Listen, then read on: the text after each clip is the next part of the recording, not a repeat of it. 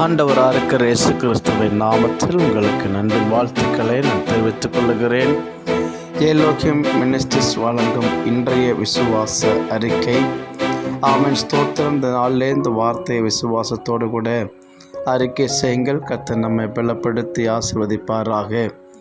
ஆமென். ஸ்தோத்திரம். எளியவன் என்றைக்கும் மறக்கப்படுவதில்லை, சிறுமைப்பட்டவருடைய நம்பிக்கை ஒருபோதும் கெட்டு போவதில்லை.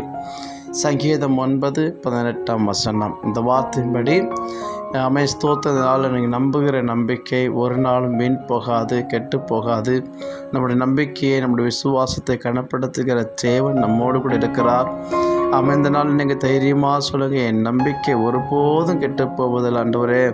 அப்போ நான் நம்புகிற நம்பிக்கையின்படி ஆண்டவரே நான் ஜெபிக்கிற அந்த ஜெபத்துக்கு கேட்டு எனக்கு பதில் போவதற்காக உமக்கு நன்றின்னு சொல்லுங்கள். கர்த்தர் இந்த நாளில் உங்கள் வாழ்க்கையில் பெரிய காரியங்களை செய்வார். கர்த்தர் உங்களை ஆசீர்வதிப்பாராக.